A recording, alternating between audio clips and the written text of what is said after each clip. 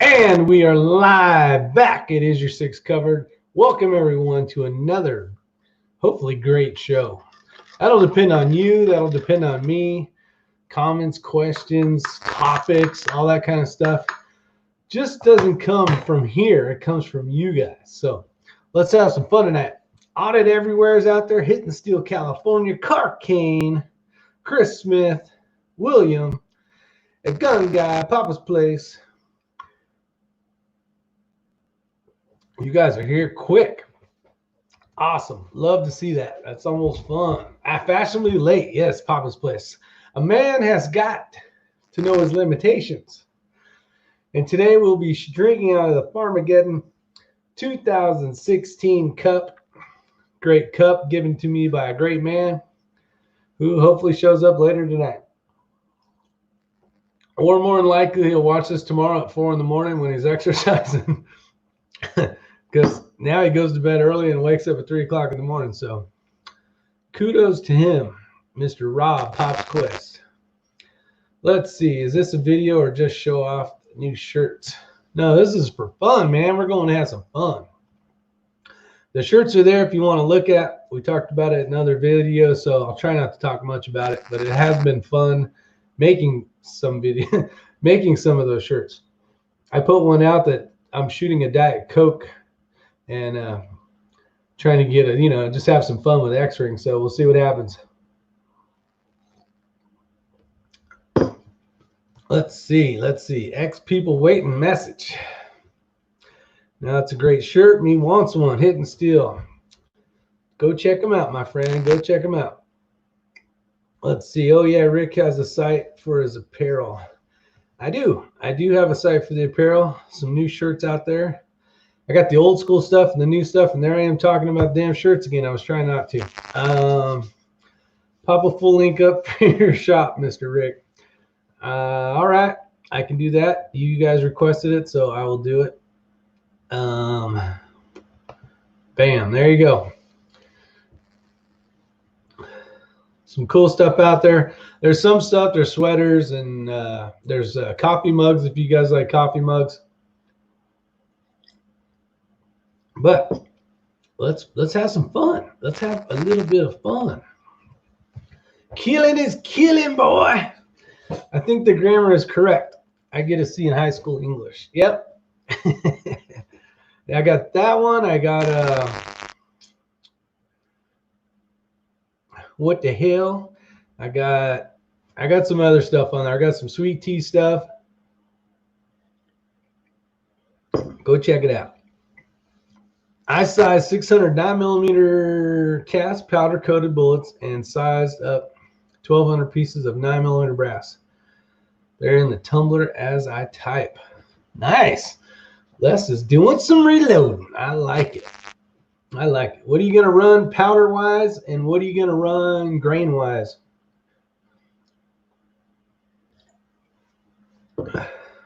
Would love to know. Put it in chat so we can click on it. Oh, well, I guess I could do that too. I can do that, I think. Maybe I can actually. I don't know if I can do that now that I put it in here already. Let's see. You're killing me, Smiles. Let's see. Edit. Maybe I can edit and then grab it. Oh, yeah. Look at who's going high tech now. Bam. All right, I can do that. Let's see. Comments. Back to comments. And Shazam, Shazing, bada bing, bada boom. DW, I know camo hats yet. They don't have any camo hats out yet. Dirty, rotten sons of. But we got Matt Cross out there, so that's cool. Let's see here. Let's see. Let me catch up. Rick equals master hacker.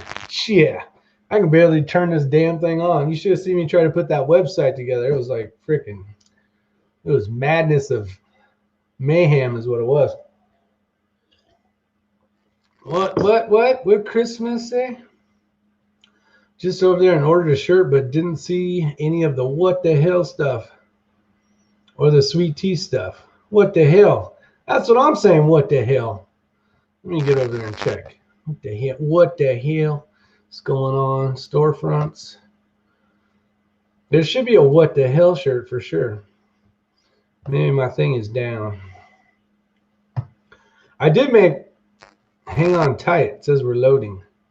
I'm surprised I can actually look at this right now because I got one kid playing Fortnite, I think it is. Killing is killing, blah, blah, blah. Historic style, cups. I don't see it either. Dun, dun, dun, dun, dun, dun, dun. All right, I'll get the what the hell's back on there. For some reason, they're not on there. And you know what that means? What the hell? So I'll go get that fixed after this. Can't believe it. That's not good. Agreed, there should be a comma at the end of killing. Ah, killing. Also, yes. Also, yes. Chugging. Chugging. Okay, a little English grammar, a little comma. It's not a, is it a comma? That's not a comma, is it? Dude, what's that comma doing way up there? What the hell's it doing way up there? Got your pure, actually, guys, just so you know, I've been drinking this stuff. This is called 4C iced tea. This is a big ass powdered jug. Look, it's bigger than my cranium. And I've been drinking a lot of this lately. It's cheap. They have it at Ingles. It's got lemon flavor. So I've been doing that a lot. Basically, the last 3 months I've been doing that. And it's actually pretty good. The reason why I like it is I can keep one of these. I have a smaller one of these in my truck. So if I run out, like right now, I got water here or moonshine. What is it? And then I got a cup. I just add a little powder. I don't have to go anywhere. So I can actually keep this chat rolling for 6 hours. Extended version of IY6C. Apostrophe, William says. I used to have an old shop teacher who would say, horse shit, Davis, to me all the time. That's awesome. What the hell is what Rick said when he dropped his magazine in his Infinity pistol yesterday? That's exactly what I said. I said, what the hell? He said 6 hours. I did say 6 hours plus 5. I did say 6 hours. So get ready. Grab some cocktails because it's going to be a long night. I am totally kidding with you guys. We're not going to be here for 6 hours. It's going to be 5.5. Still kidding.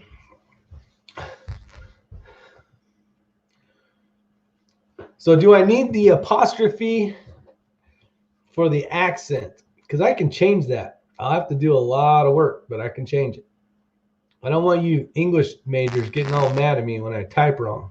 It's kind of supposed to be wrong anyways, though. If that makes any sense. Any six? Yeah. Matt Cross says, buckle up, fellers. We got a long adventure tonight. Can you guys see that tea at the bottom, or that sugar at the bottom? It's like perfectly circled. I'm trying to do this without spilling it on my computer. That's the other thing I like about powdered sweet tea is it's got a little crunch at the bottom. But killing, no, I don't want a G on the end of it. And not killing. This is killing, Junior. This is killing. Things be killing. Kathleen music lovers in the house. Yes, we're not cavemen. Damn it. Okay. I'll go back and put the damn, you know what I'll do? I'll just get a little Sharpie and go, yo, long time no see. Mr. Bo Daniel. Mr. Bo Daniel. This tea is kicking in, by the way. I can feel it running through my blood. Will you be loading up some dummy shotgun shells to practice loading before the match? I have in my possession these things, which are snap caps for a 12 gauge shotgun, but these are horrible for quad loading. So I won't be using those. No, I'll basically just be running a chambered flag, and you don't even really need to get on that other end of the side.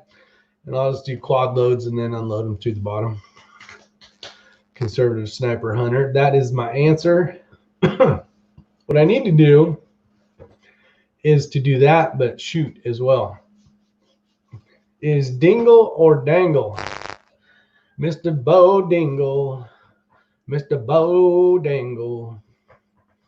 I know I'm not saying it right. It's Mr. Bojangle. You gotta get through my sugar high with me while I'm here. It's just part of it. It's just part of the game, people. Just part of the game. And these come with a handy dandy sugar scooper right there. Seems like something is missing here. Yeah, it's called comedy. There's no craziness going on yet. Mountain internet so sucks. Is my internet going bad, or did you? Oh, you did try to say my. Copy that. Copy that, Rampart. Who remembers that show? Who remembers Copy That, Rampart? One of the good ones. Let's see. Picked up a Timberwolf frame. It's nice, but the takedown lever rubbing on my thumb. Huh. Kathleen, is there anything I just can't really file it down. Maybe polish it off. Might have a hot spot. Is it really bad or just a little bit? That's a big reloading powder scooper. Yeah, look at that thing. It's a monster. Gotta put it down here so you can see it. Matches my wall. It's like the same color. You can doesn't even look like I'm carrying it, putting anything in my hand right now. Question. I just saw this missing 411 video. What the hell makes me feel like I have to be armed at all times in the woods? Says something of snatching people. I just saw this missing 411 video. Makes me feel like I have to be armed at all times in the woods. You should be armed at all times in the woods. Especially you're in California. So if you're out hiking, there's shit tons of mountain lions. There's coyotes. Usually the coyotes will run. But for some reason, if you're on two wheels and you're pedaling down a path, it just screams freaking it just screams mountain lion bait. This is all it does. It's kind of like when you're running a boat and you got a line in the back, and some of us know what this is, right? And we're driving around. We call that trolling, right? We're waiting for a nice big old fish to show up. It's the same thing. If you're on a mountain bike in California, you're going to get eaten by a mountain lion. Something is snatching people. It's probably the chupacabras from down in Mexico. They're coming in hot. When is the boogaloo starting? The boogaloo has started, my friend. What's up, Eric? How many Tim Davises are there? Is there a good one and an evil one? It's his twin brother, the other Tim Davis.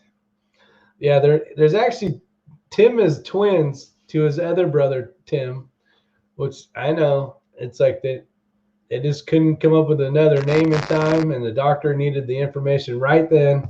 So they just said, call them both Tim. And now it's the other Tim. The other Tim's actually the youngest Tim. The original Tim Davis is the older Tim. There's actually I think it's 13 minutes difference. And then the other Tim, hit and steal, damn you. The other hit and steal is actually 15 minutes behind, so he's the other Tim. So that's some top secret information. Don't let anybody know about that. I'm okay with certain cougars. Yeah, there you go. Hello from Kentucky. I watched what's going on. Hopefully you're doing well in Kentucky and everybody else out there as well, of course. I'm okay. Let's see. What the hell? Christmas says, what the hell? I love saying, what the hell? There's just something about saying, can we all just say together in harmony, what the hell? Now, how many of you guys actually did it? That's what I want to know. Was there anybody that really did it? Was I by myself on this one? You guys are just not with me, helping me out at all, or was there full on teamwork going on? Red October, he says, killing is killing, boy. That's what I'm saying. William said he did it. All right, I like to see that. Ronnie Smith's from Kentucky too. Damn. Red October. If you guys aren't familiar with Red October, you got to go check out Mr. Red October on YouTube because he is a good dude. I've always called him the youngest. What did I always call him? Let's see. Oh, the youngest wise man. He's the youngest wise man. He's a man that's younger than me, but is much more knowledgeable and smart and in harmony with the world than I am. Exactly, Matt Cross. What the hell? We should play a game called Drink Every Time Somebody Says, what the hell? Stupid autocorrect. What the hell? What the heel? What the heel? See, Matt, you were the one telling me I'm spelling stuff wrong. I'm just kidding. I was watching Black Hawk Down. This here is my safety, sir. Nice. That was a damn good movie. I like that movie. They taste like chicken but smell like fish. Everything tastes like chicken according to a few of you guys out there. Uncle Dan was telling us about how what the hell was it? Cougars? Bobcats. Bobcats taste like chicken. Chicken. Tastes like chicken. Old Hoot is a doctor for Virginia and Florida now. Hoot is? The hooty hoot that jumps on here sometimes? What's the gun hanging behind you? It's top secret, Casey. I cannot tell you how much cuter. It is it's a Ruger 1022 Tactical Solutions called the X-Ring, if you can believe that crap. And that's what it is. Let's see. What's the story behind those sayings? Actually, killing is killing, boy, just came to me when we were making that video and I skipped that 45 bullet off the ground, supposedly, and hit that target at 100 yards with that revolver. And Ray's like, you didn't even hit it, you hit the ground. I said, killing is killing, boy. And I had a Army hat on. And you guys got to see that video if you haven't seen that video. So what happened to all the AR-50s in this country? I don't know. I had one, and I sold it to X-Ring, who in turn sold it to somebody else who I don't know.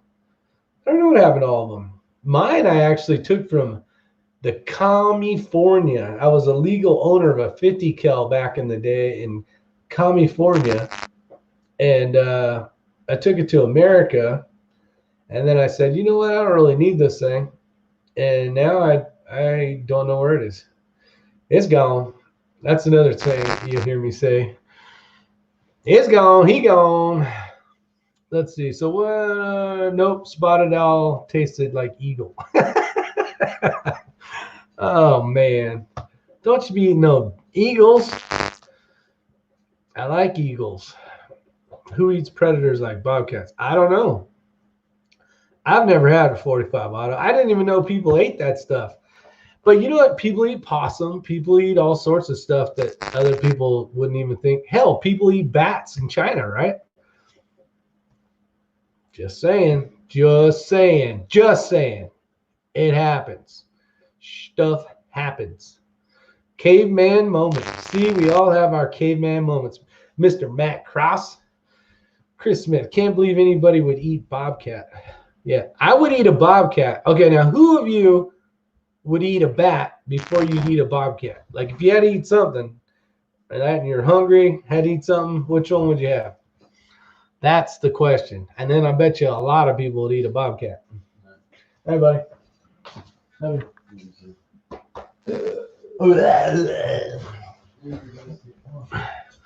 All right, can't wait to see those answers.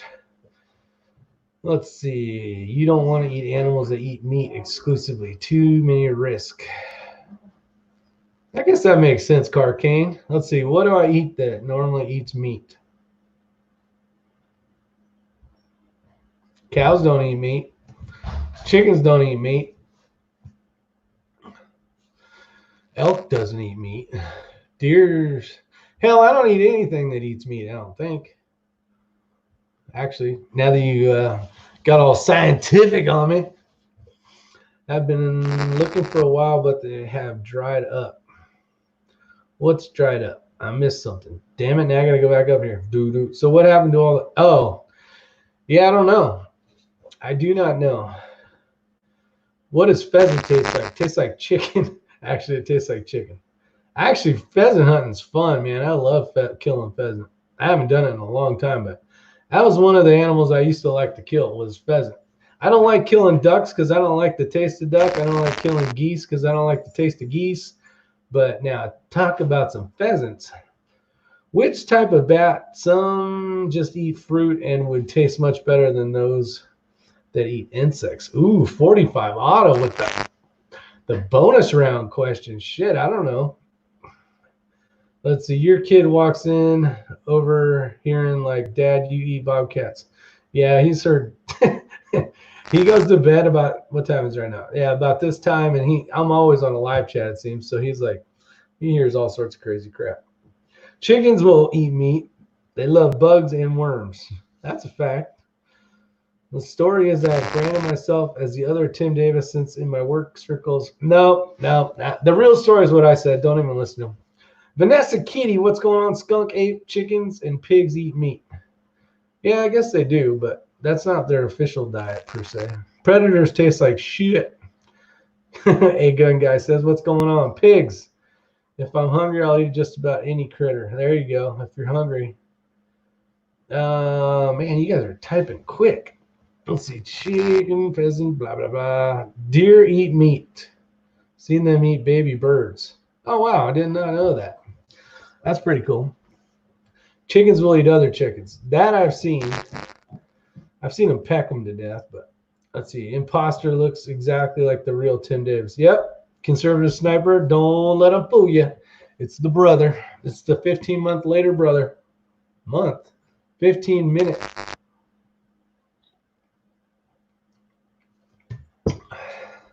So nobody answered the bones. Bobcat, I guess a couple people might have. Bobcat or bat? That's it. Not all this other crap. You guys try to sidetrack me. There was a serious question. Bobcats or bats? Final answer. Final question. Cattle fed bone meal from sheep caused mad cow disease. Skunk ape for the win. Pigs eat everything but the teeth. They probably eat the teeth too, but they just kind of poop them all out. You know what I'm saying? Chris Miner says both. Nice. What time of year? In the dead of summer. How's that? The dead of summer. I'd starve. Come on, Andrew. You wouldn't starve.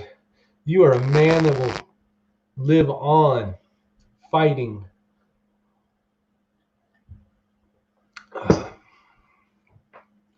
All right. Shoot flying clays down at 700 yards next video between you and Ray. You got that. Jeez. Clay pigeons at 700 yards. It can be done. It can definitely be done. It might take a couple shots, though. Then it'll depend. Oh, Paula's opened, and I didn't realize. Awesome. You guys should get out there. You and +5 need to get out there and do some blasting. Goose is awesome meat.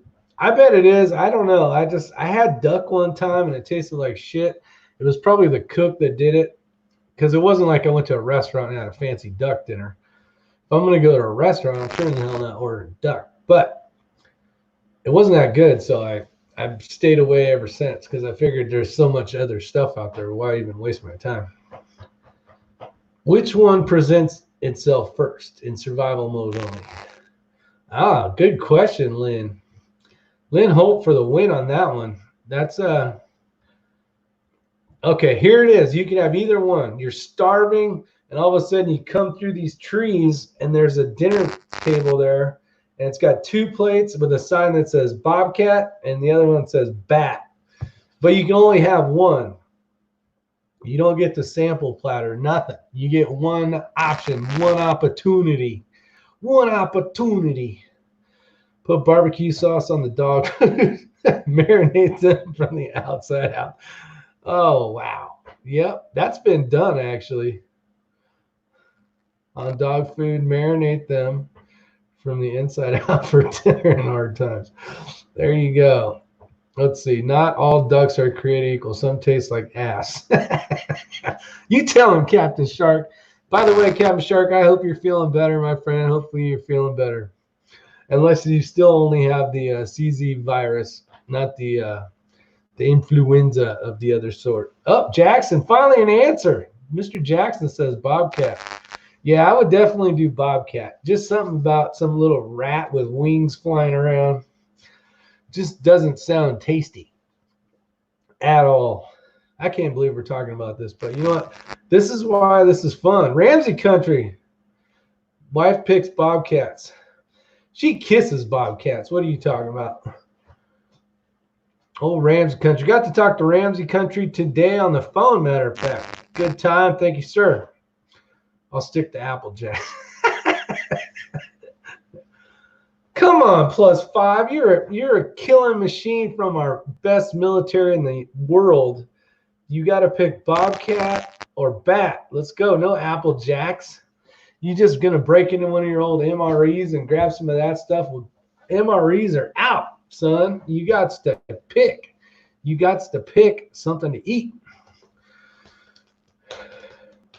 Yeah, there you go. You two need to get together, man. Hidden Steel and +5. You guys would hit it off for sure. I could tell. Trust me, I can tell. I can tell these things. I'm good at picking people like that. On the Meat Eater, they say Bobcat was good. Oh, there we go. Jackson's pulling away with the win here. Let's see. Oh, CZ virus only. That's cool. Captain Shark, I thought you might have had something. I was hoping the best for you, my friend. Doug B, what's going on? What did Vanessa say? What is there to eat on Bat? I thought that was from Romeo and Julieta for a minute. Julieta. Vanessa, that's true. There ain't shit to eat on a bat. Those big old yummy thin wings like paper. Mallard duck tastes like chicken liver to me. Yeah, I don't even like chicken liver. Orion Fixer says with wonton. Wonton. Is it wonton? X-Ring only joins in when there are 50 or more viewers. Possible. I sent him a link, but he was fighting off his family for Wi-Fi, what do you call it? Bandwidth, I guess. But the show will go on. I can run a chat by myself any day of the week. No problem. All I need is you guys and some tea, and I'm rocking. That's it. Farm raised duck is excellent. I have not had that. The duck that I had was flying over our heads about 3 hours early. Okay, same table. One bat, one bobcat. Yes, Lynn. That is the question of the day. Cat over rice. There you go. That sounds actually maybe a little soy sauce and some sriracha on that thing. Probably tastes pretty damn good. After you've seen an MRE meatloaf stop an AK bullet combat, you wonder, is it an AR 500 meatloaf? Good times right there, Eric. Well said. Oh, I got the burps. Sorry. I was a cold region inspector. If the MREs during the development in the early 80s. Wow, that's pretty cool, Vanessa. Your vid from the car the other night was better than his home Wi-Fi. It is actually when you get into town. I had it was 4 out of 5 bars on my phone, so it's pretty good. Actually, there's X-Ring right there. X-Ring's right there. Let's see. We got farm raised duck. I already read that question. Comment, monitor. What the hell? What's up? X-Ring +5 says. Cats are stringy as hell. I'm going to say he's trying to say stringy. And the weird part is I've heard that before, and I'm not sure why I know that. I didn't need a cat. I might have. I've been to quite a few restaurants of certain ethnicities, so maybe I have and not known. Here's been spying on us the whole time. Yes, he has. Conservative sniper. He comes in like a conservative sniper hunter that he is. And then all of a sudden, he strikes with a comment. Let's see. When you're hungry, everything tastes delicious. Kathleen, that is a fact. It's kind of like the Ritz cracker. How many of you guys remember the Ritz cracker on Eddie Murphy? Wrap a duck breast, half a jalapeno, some cream cheese with some bacon. And pit slather it with some cane sugar right before it's done. Some good stuff. Chris Smith. I've actually had quite a few quail that way. And well, you put some jalapeno and some bacon around that thing, and it is good. I mean, a whole quail breast is like yay big anyways, but it's pretty good. So I will say, you put that on the duck breast, it probably does taste really good. Ethnicities. Rick is making up words now. Yes, I'm totally making up words. Like, killing is killing, boy, without the little chingamadiggas. That's what I call it, things. Things I don't know what it is, it's called a chingus. Let's see. Louis L'Amour said, all the old mountain men loved cougar. It probably tastes good. I mean, if you haven't had it, you can't knock it. But the bat thing, ain't nobody got time for no bat thing. Ain't nobody got time for this thing. Right here, what is up, everyone? What's going on? Man, we're having fun. Ramsey Country shooting tomorrow. He's shooting a steel rifle match tomorrow or something. Yeah. That's pretty cool. What are you doing besides probably got done finishing up your dinner or whatever? Ate all my donuts and Cinnabons. That was a good day. You missed a good day today. I'm proud of John. He's just so you guys know. I don't know if you caught the earlier chat. So John got in touch with me. He was the one that I did the video with the Tika. You know, newer shooter, everything else. Now since then, he's been texting Rick and I. Said he shot 200-300 rounds. He's been shooting every chance he gets. He got invited to do a long range match tomorrow, and he's never done anyone like that. He just bought a SIG X5. And he came over to the house today. We cleaned his barrel, maintenance the rifle. I put his bipod hasn't come in yet. So I threw a Atlas on there, gave him some data cards to put on his arm so he could have the holds and everything else. We worked on pistol, and he is headed out tomorrow. He's going to drive a little over 3 hours just to go to that match. So yeah, proud of him. He's in to win, man. That's awesome. That is awesome. Now, I've seen this whole thing Vanessa's talking about, but with saltine crackers. But I would assume Ritz would probably work as well. So that's cool. Now, he's going to have a good time. He's going to learn a lot of stuff tomorrow, which is really awesome. That's right. He's going to learn what he doesn't know, and that's a good thing. And guess what, Ray? You don't know what you don't know. You don't know. That's right. You don't know what you don't know. You just I love that saying. Tiny bat, tan bat hides to make tiny wallets. Skip Cape says X-ring is a cat spurt. I don't know what that means, but no, I don't have any cats around, nor will there be any cats around here. Nope. No cats. No cats. Yeah, Jackson's finally going to get to go. I think Jackson, out of anybody I have seen on the internet, as far as commenters and all that cool stuff, is I think I'm most excited for Jackson to go shooting here soon, because you can tell he's been biting at the bullet and wanting to go. So 2 more weeks, buddy. Hold on to yourself. Wallets for gnomes. What's the secret of using Practice Score website? Yeah, no shit. When you figure that one out, you let me know, because unless you know the exact name of the competition, it's so hard to find results and anything else. What's the distance he'll be shooting, Ray?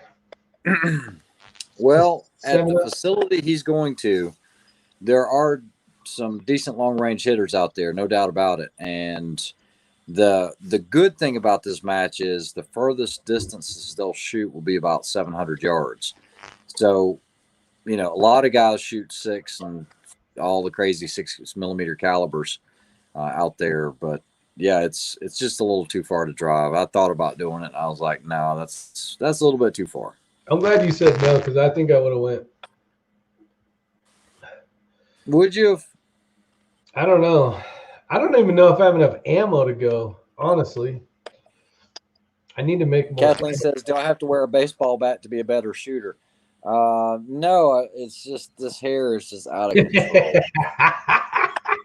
I got to freaking, for those of you that watch any like Korean movies or anything. Holy shit. Yeah. You look like one of those guys on a scary movie.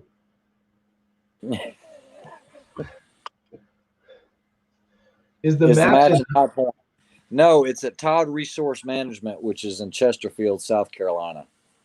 What the hell? What the hell? 400 acres. They cut a bunch, so hopefully I have at least 1,000 yards. Man, that's going to be nice, Eric. That'll be really nice. It is never too late until it's too late. Quail is amazing. It is amazing, Matt. They actually taste really good. Okay, Conservative Sniper Hunter has a great question. What are Rick's strong points, and what does he need to work on before the match? Anything that has to do with shooting. There you go. Pretty much. Earrings. No, Ray don't do earrings. Sorry. I think I'm gonna really grow it out. I really do. I think you're basically have to right now. Yeah, I can't grow a beard or anything, so I figured if I can get these things all the way down into here, just glue them in every day. That's it. And then on a windy day, you're just gonna have one of these. Yeah. Hey, Mo. Just shows how much white hair I have. That's right. It's called wisdom highlight. I like Plus Five's comment. Man, the next barrel you get needs to say you don't know what you don't know. X-Ring It Master. I got the chops. To answer the other question, I think the biggest thing for Rick would be the mental side of stage planning, because I've shot with him enough at matches to know that he'll have a game plan, but when that buzzer goes off, man, things they can go south. It's gone. Yeah. Yeah, and things are going to go wrong. That's just the nature of the beast. And when it goes wrong, it's recovering from that. There's a saying we say in training a lot: if it ain't working, move on to something else. Tap rack works, right? But you don't tap rack 30 times. Okay, you gotta move on a little sooner than that. And so my point with all this, not saying Rick's going to tap rack 30 times. It's being able to change gears and go a different direction when things do go south. Yeah. Oh, how does everybody like your shirts? You should have seen us in the basement last night. He's sitting there with the camera. I'm like, no, make a meaner face, because his first couple of faces that he tried, I was like, dude, what is that? Is that for like a kid's book or something? Because he was like, he said, what? I was like, get your lip up. And he's like this, and I was like, that's better. And then Like, we got to get a cigar. That's right.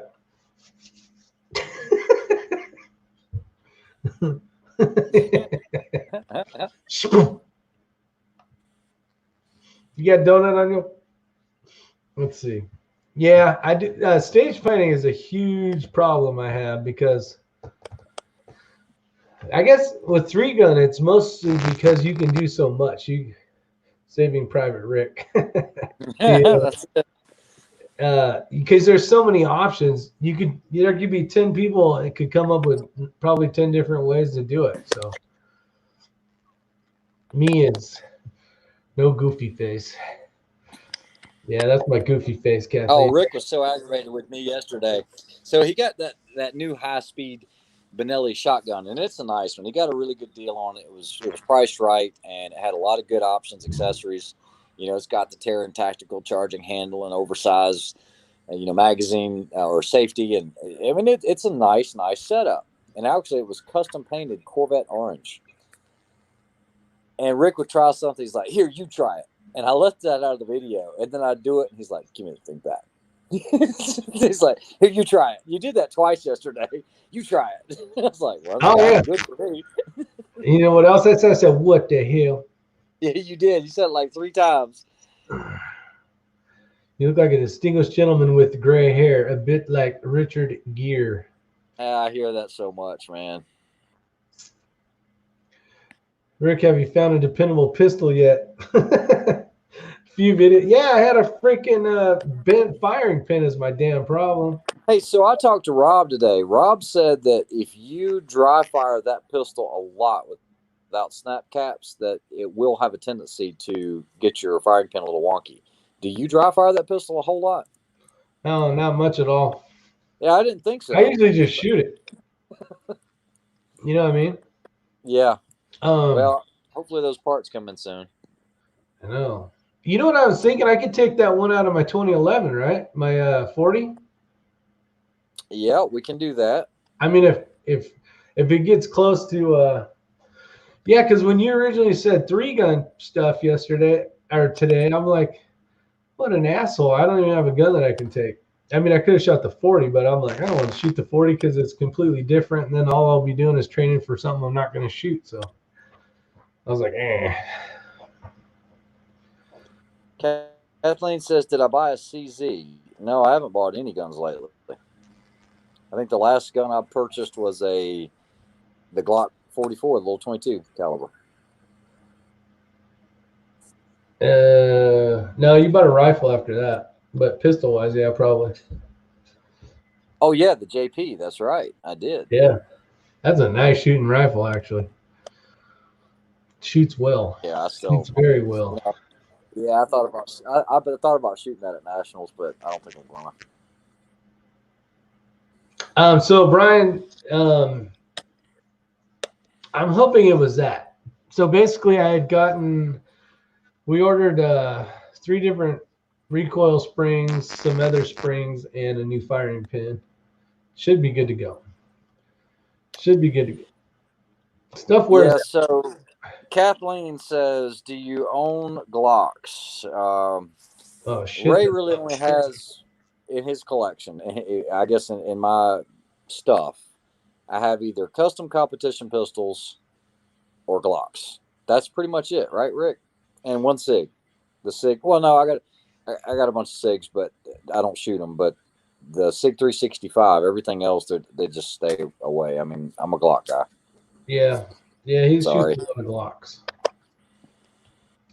Stock Glocks. Yes, stock Glocks, like very stock, and then some fancy ones too. But Brian, great question. A question he says is, why do many competition shooters shoot 40? And the reason is very simple. If you shoot USPSA or anything that has a power factor, you have minor and major power factor. And so of those that are not aware of what that is, your power factor is going to be your bullet weight, your velocity, and it'll come up with a number. Okay, you divide it, and basically like a 40 cal major power factor, and I don't know the exact number. I think it's, what is it, 180 or something like that. And basically, it means you're not shooting powder puff cheater loads, okay? And that gives you an advantage in that you're, whether it's an A, B, C, or D, you can be a little more sloppy because you're dealing with more recoil. So if you're shooting a 40 or 45 in major, they expect you, or they give you a little more leeway on your impact area. Whereas if you're shooting minor, you're penalized much heavier. So 40 cal is like the standard for most USPSA shooters because it gives you the option of being able to shoot major or minor power factor. 9mm, unless you have a gun specifically built for it, you're not going to have a 9mm major pistol. You can request that and you can do it, but a standard competition 9mm gun typically won't handle that kind of energy, power, recoil, and all that. Chris Smith is correct. I am hitting the tee hard tonight, and it's going to suck because I won't be able to sleep for crap tonight. But it sure tastes good right now. Yeah, Jackson's right. You know what? For stuff that I actually carry and use for whatever reason, it's going to be Glock. I've got Nighthawks and Colts and all that. I don't shoot those. I don't mess with those anymore. I just staying safe. Oh, you're messing up, Ramsey. You put one of our 22 Creedmoors. He was telling me earlier today that his wife said, no, that's my rifle. I like that. I actually made Mindy a shirt. I guess I can say her name, I hope. It's got her name on it. So they got some stuff coming that'll be pretty cool for them for their channel. I hope they like it. Tim Davis. Yeah, definitely go check out everybody's channel, guys. That's the point. Get out there and check out some new channels. You'd be amazed how many channels are on YouTube that I've never heard of. It. Someone will say something about a channel, and I'll go check it out. And I'm like, holy crap, never heard of it. There's all these tiny little circles of YouTubers, but there's lots and lots of shooters out there. So have fun out there in the big world of YouTube. Yeah, they're going to be shooting out to 1,000 yards. That's going to be awesome. Yeah. Everything I see lately is a 6mm Creedmoor on a lot of that PRS stuff and freaking that round is, I guess, got awesome. you thinking, doesn't it? Got you thinking. I want my 6.5. I like the weight. Just call it the little. Hey, you know what? I got Ramsey Country on here. I'm going to ask him. What? So Ramsey, I ordered a bunch of DTAC bullets the other day, actually on Monday, and they haven't shown up yet. But I ordered black nitride and I ordered the standard. Have you had any experience with the 115 DTACs, which is the David Tubbs bullets for everybody else that doesn't know what the DTAC is? I'm hearing a lot of good stuff about it, but I haven't shot it.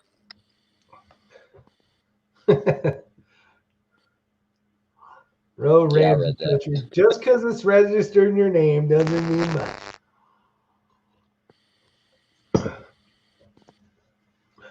I love the fact that he's got a wife that wants to shoot his rifles. You know what I mean? That's freaking awesome. Yeah. So Ramsey's saying Tubb bullets, guys that he shoot with love them. So what I've done is I've loaded up the 115, the burgers. I'm going to use the same load, same charge, same everything, and I want to compare them to the David Tubbs. I don't usually use coated bullets, but I went ahead and ordered the black nitrides just to see what that's all about. I know Tubbs is real big into coatings. So, yeah, I'm going to try to compare them side by side and see what happens whenever they arrive. John Jeffries. I don't know. I don't think I'm going to get one. I got a while, though. Maybe I'll change by then, but right now I only got like 700 and something rounds through the 6.5 Creedmoor, so I am good. Those little bullets, when Ray puts those little bullets up against my big old bullets in the wind, laser beam, laser, boom, bam, snap, pow, crash, boom. Kind of like old Batman show. You guys may or may not know. DW, I actually got some of those Schmeiser 60 round mags, and honestly, I've had them for a little while. I've shot them a few times. I haven't had any issues. I haven't put it to test with the machine guns yet to see if it'll keep up the cyclic rate. That's one of the problems with the Surefires that use that design, is they don't keep up with machine gun rate of fire. But yeah, I haven't done a review yet. Oh, those are different ones that I'm thinking of. What, you know, the ones with the metal? They're all metal. X. Yeah, that's the Surefire. Oh, you're talking about X products. Yeah. Yeah, no, those are the drum mags. No, he's talking about it's like a quad stack stick mag. It looks just like the Surefire 60s or the Surefire 100s. Okay. But the way the Surefires go, either they run or they don't run. Back when I was doing a bunch of stuff with HK 416s, the Surefires will not feed. They will not keep up with the cyclic rate. They'll all jam. Poor Jackson. He's got a 6.5 Creedmoor with a round count of 0, man. That sucks. I cannot wait for him to get out there. 2 more weeks, Jackson. Don't be burning that barrel up because you finally get to the range and spend 300 rounds through it in an hour. We know somebody else had done that. Yeah, I don't dry fire my rifles a lot either. I'm going to have to agree with Ramsey Country. You know, it's just all that spring energy going to a dead stop, not hitting anything. I always lower my bolt while holding the trigger so that it eases the hammer, the firing pin down instead of just slamming it home. I rarely dry fire unless I'm snapping in or something, Chris has the same problem. Time to get out to the range, boys. I hear you. Yeah, it makes sense. Unless you're going to get on a new rifle or something where you don't know how light the trigger is or whatever the case is, there's no point in dry firing a bolt gun. Okay, so Brian says, do I use the horseshoe method when shooting a pistol? I don't know what he's referring to unless he's talking about like target engagement, if that's what he's asking about. I don't know. I don't know what the horseshoe method is. I don't either. I was thinking he was talking about rifles at first. I do try to keep everything. You do what? Yeah, I don't know. I always try to keep everything in a flow. Like if I'm shooting a stage or something like that, instead of hopping around like this all the time, I will work it where it goes. You can't see my hands. Where it'll work in a flow like this, instead of boom and then back over here and then boom and then back over here and then boom like that. You see a lot of guys do that. I try not to limit myself from just shooting left to right or right to left only. You want everything to be strung together. Yeah, no going backwards, right? You try not to, correct. Yeah. Now, bring up a really good point. Moving backwards while shooting will make up a ton of time on base stages. So like when you go to nationals, because this will be the biggest event you've ever shot, right, Rick? I assume so. Yeah. Yeah, other than doing some of the local matches or like my match or something, which that was like nationals, but well, I did. Anytime. Go ahead. No, go ahead. I'll tell you after. All right, let me see. I don't know if I can do this. Let me see if I can figure something else out here. I don't know. All right. You can see me, right? Can you hear me? Yeah. Yep. All right, so let's say I have to engage targets this way, okay? If this start position, I'm shooting this direction, but I need to move this, and you don't want to go tack, tack, tack, tack, tack, tack, tack, this area while shooting, and then that way you can rotate and go the other direction. Because if they're close, you're not going to miss anyway, more than likely, especially if you're double tapping on paper. But as soon as that buzzer goes off, I see so many guys, they'll engage 4 targets while standing still and they're only 5, 10 feet, 15 feet away. If you can think of the array so that you can start engaging and moving rearwards so that you're getting closer to your next set of targets, that will save you a tremendous amount of time in the course of a stage. Something to think about. So when you grip your pistol, you act like you're trying to bend the horseshoe straight. Maybe when you grab your pistol, you act like you're trying to bend the horseshoe straight. Oh, I think I know what he's saying. Basically, like if this is the one part of the horseshoe and you're holding this part, are you basically torquing it like that? Does that make sense? No. When he's holding the pistol? It's more of not at this all. kind of pressure than anything. Plus no, absolutely not. Absolutely not. Not for me. For me, what I do is, and I covered this in a video a long time ago, but let's talk about, okay, so let's say that's a 20 millimeter. That'll work. Rick, you saw that the other day. Yeah. The 20. Okay, so we're going to say this round here, this is the pistol grip, okay? And I got to put my phone down. I don't mean holding it this way, right? Let's say I'm gripping, okay? Yep. And my barrel is pointed that direction. What I try to think of, and this is oriented properly for you guys, is I try to do north-south pressure. So I'm only gripping with this part of my hand and my palm, okay? It's north-south pressure. I have no east-west pressure.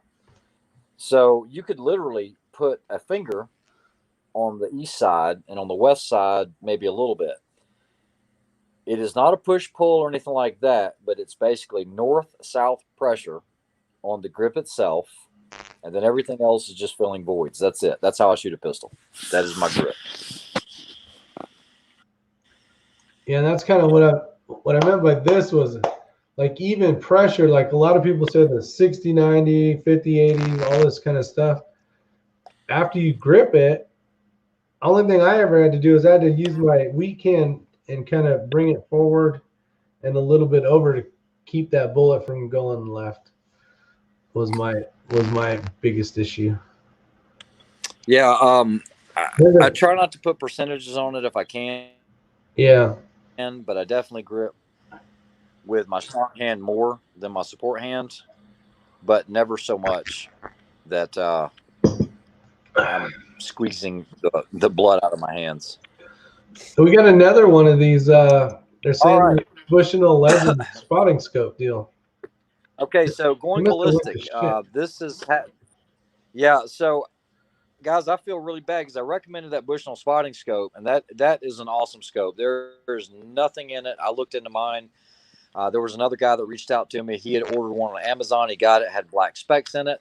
Sent it back, called Bushnell. They sent him back a new one. It had black specks in it, almost like overspray within the reticle. Mine has nothing like that. I don't know if maybe their quality control went down or whatever. I really hate that because I recommended it based on the one that I have. And I actually have 2 of those, and both of them have been great. So I really do hate to hear that. That's the way that scopes kind of went. Yeah, and I can say that scope is really, really nice as well. Obviously, I don't own it. We don't work for the company, and that really sucks. Yeah, I am not in a relationship with Bushnell. I have no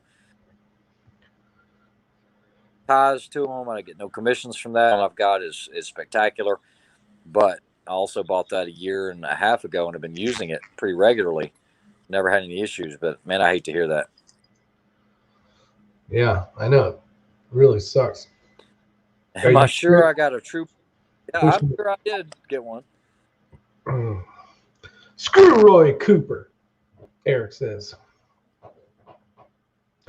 I got it through Expert Voice, and they are checking with Bushnell. I wouldn't feel about going ballistic. I actually got mine through Expert Voice as well. So, same exact vendor at the time. It was Expert to City, I think it was called, instead of Expert Voice. and it was actually cheaper than what they're selling for right now. Yeah, I just, man, I hate that's happening with them. I know. Sucks. What's up, R. Boyd? That mask. Oh, Tim Davis says, yeah, not me, the other guy. If he's getting your expert voice, it's going to be legit. Yeah, that's just horrible. Well, that's the thing. It's like, too bad you can't tell them to open the damn box up before they send it. Like, hey, yeah, check it for dots. Yeah, like, hey, just open the damn thing up. I don't care. Better than sending it back. Yeah, we're gonna have to go make it out with it. We're gonna have to get up with Eric and go and see if. But we need to meet up with Eric and see if we can go shooting with him one day. Yeah, that'd be cool. How about now? Yeah, better. Yeah, I think it'd be cool. Tim Davis ordered one from Expert Voice too as well. They don't do returns. What the hell? What the hell? The problem is, yeah, I mean, but you should be able to contact Bushnell directly, yeah. I would think. And they wouldn't know.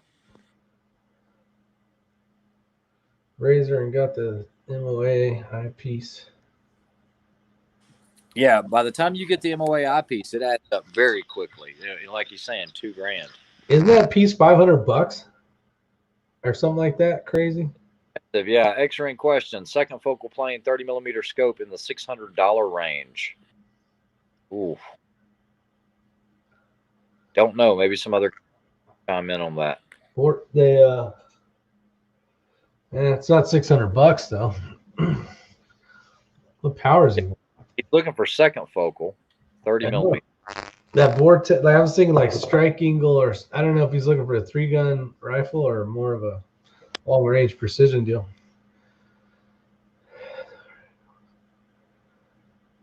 What, Muscat Murph? What the hell are you talking about? Bushnell has a Rick. Has a Rick over there, camo paint with spray paint in their lens assembly room. Okay, now I read what the hell, Muscat? Don't be telling everybody my secrets. Yeah, so this is interesting. So Conservative Sniper Hunter said there's a famous guy on Guns and Ammo who says he squeezes the grip so hard he's surprised the magazine's actually. And there's a couple of guys that I've shot with that said they squeeze it with all their might, 100%. The only problem with that is I don't care who you are, you can be built like the Hulk. Depending on how long your string of fires are and what you're doing, you are going to start getting tremors, okay? Your muscles get fatigued, and you will start getting tremors. Now, if it's a short 10, 12-second stage, no big deal. You're holding on to it, muzzle control, all this. But especially with long-range shooting with a pistol, if you're gripping that pistol that hard, you will not be able to hold. I mean, your front sight will just start bobbing like crazy like this. And so I'll tell you what I did with John today. You know, John, this was a brand new X5. He asked me, I did not volunteer it. He asked me if I would work with him on his grip, stance, everything else. The first thing I want to see is show me what you're doing now before you actually fire. And I'm looking at their stance, I'm looking at his grip and everything else. And before I say a word, I'm going to give him, I gave him 5 rounds. I said, print me your best group, take as much time as you need. Let me see, how you can hold this target. Because unfortunately, I mean, if it's not broke, don't fix it. Maybe this guy, you can use plenty of golfers, for example, Jim Furyk, anybody like that. If it's not broke, don't fix it. Maybe this guy's been shooting for 30 years and he can shoot lights out and he uses a funky grip, T-cut, whatever. Leave it alone if it's good enough. Well, he hit the target, but not that well on where I wanted to see the grouping. So from there is where you kind of build on it. And once again, he was squeezing the grip too hard. Once I got him to release a little bit of that grip pressure, change his grip a little, change the stance up a little bit, and he was hitting the black every time. And we actually took him out to 100 yards today with the pistol. And we worked, basically like the horse game. We worked at 15 yards, worked all the way back to 30, 35, 40, 45, 50. Then I went to the lower range and went down to 100. But like I said, work with what they already have. Don't try to just change it up. How do you do it at 50? He actually did okay. He actually went back to back. Nice. Good for him. 100, not so much, but that's okay. Yeah, that's 100's tough, man. I've used some of the Bushnell Elites, but it was the older stuff. I've never messed with the Forges, so I don't know.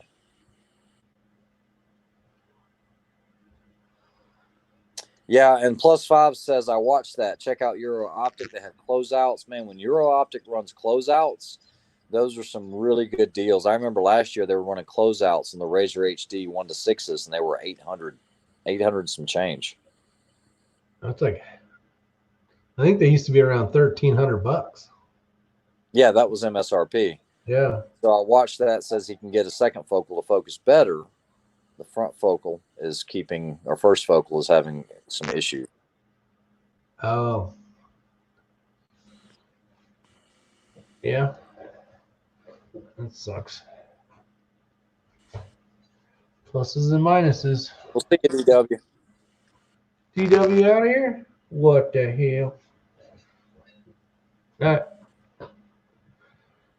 Yeah, Ramsey Country makes a great point. It's completely different, but in long range shooting, you never want to grip the rifle really tight. Okay, you don't want to grip it really tight. You'll definitely see a heartbeat. You'll see your breathing and all of that will be magnified. You want to, when I say pull it to the shoulder, all we're doing is, we're loading that bipod, pulling the shoulder, at least for me anyway. But if you do too much, you'll definitely see it. And I know that Rick and I were both seeing that quite a bit, trying to shoot off of a bench, because a lot of times your chest is on that bench. And that shooting bench, I hate shooting benches. So do I. You got a nice one too, and I'd rather be on dirt than that damn thing. Yeah. DW, you know, work tomorrow.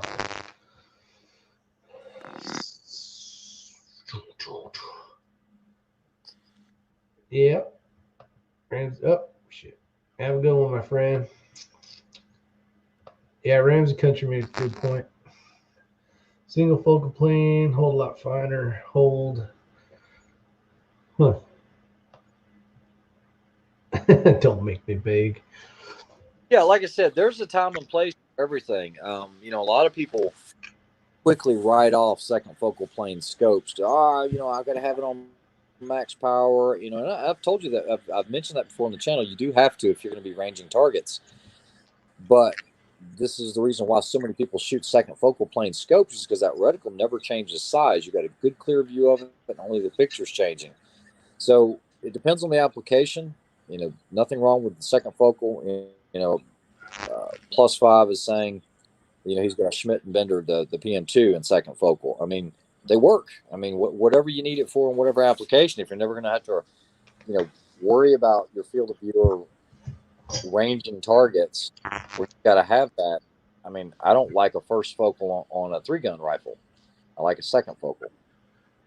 But for basically dialing, you can't even really dial.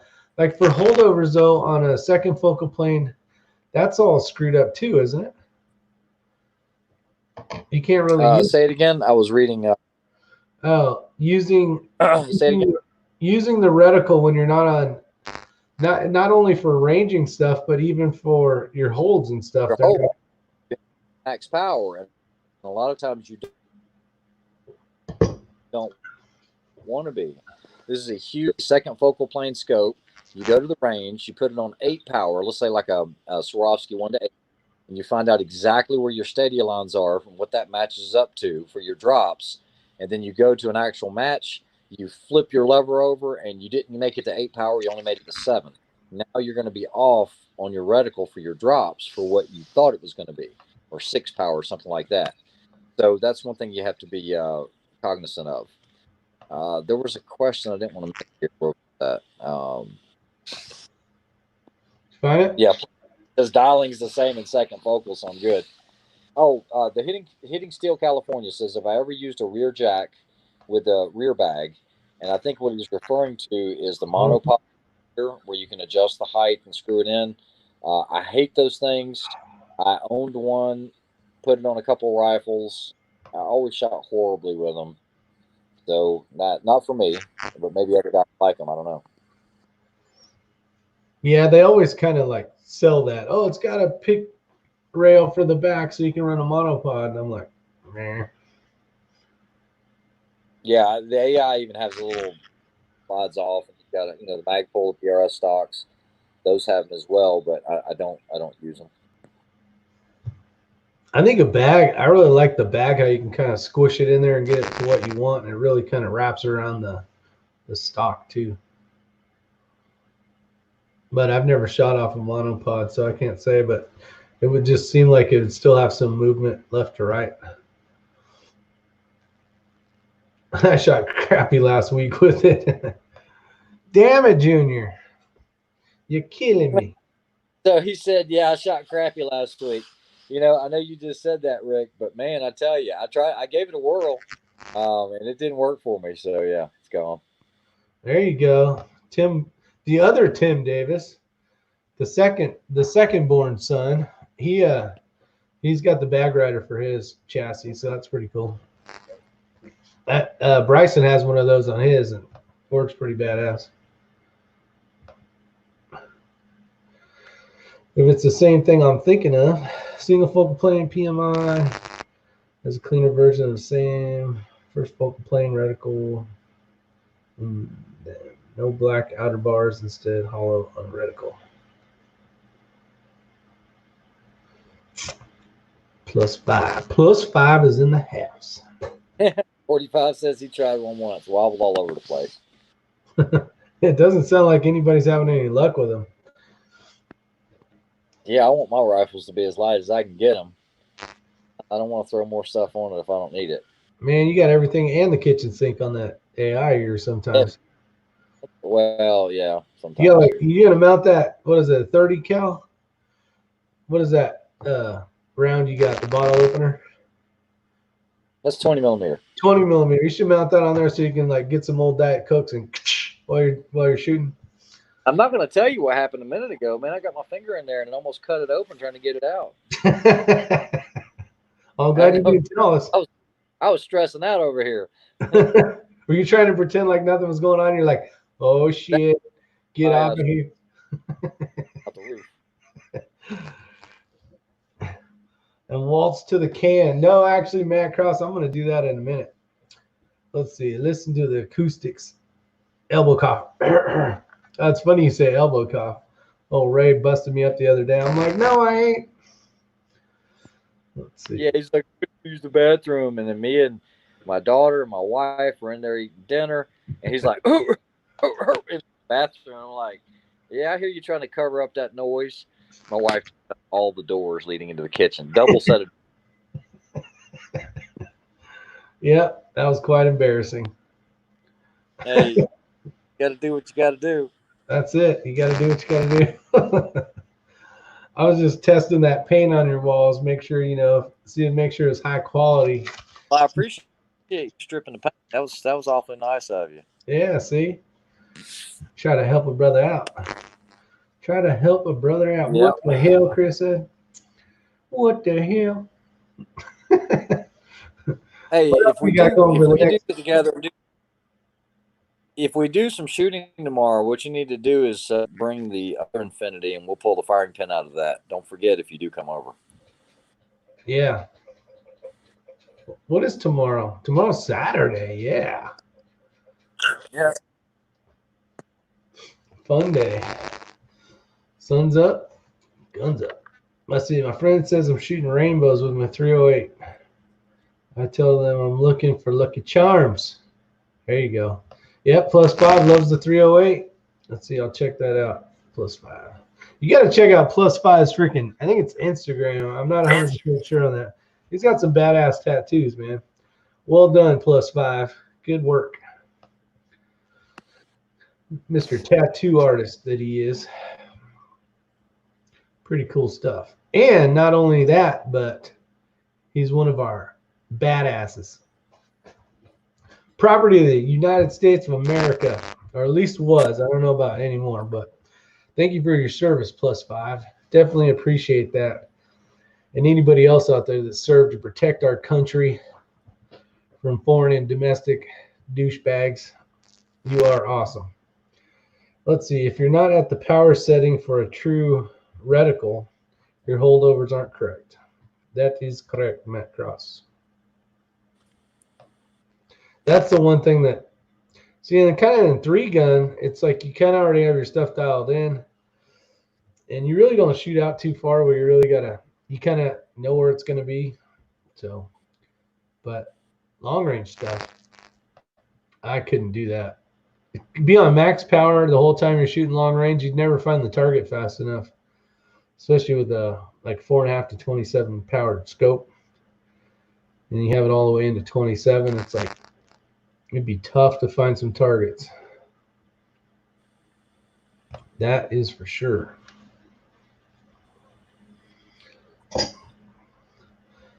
So, bobcat or bat? If you're just tuning in, you missed quite a beginning.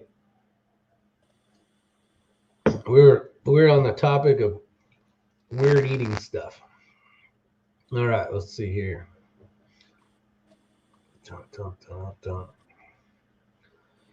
Who's out there? The only thing. All right, so what other topics we got?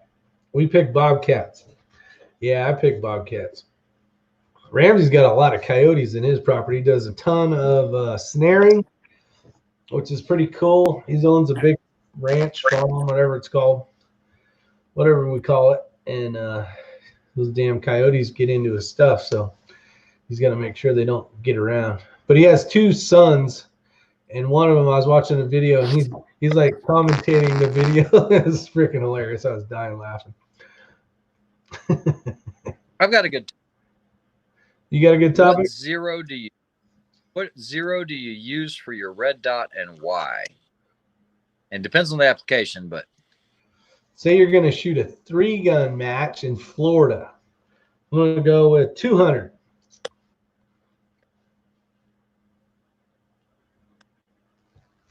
we'll see what everybody else says.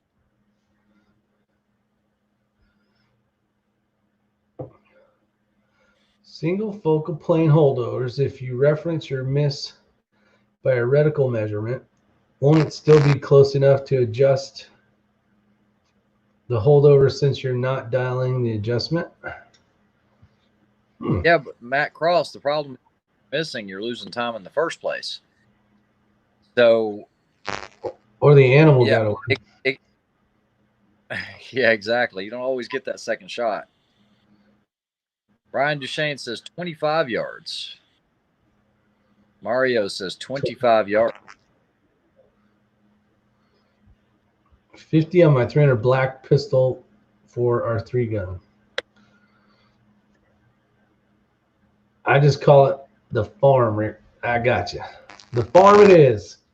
I'm sure I'll screw it up again on another chat. But for now, today, only if you act now, yeah, it'll be the farm. Yeah, so John Jeffrey says 50/200, and I completely agree.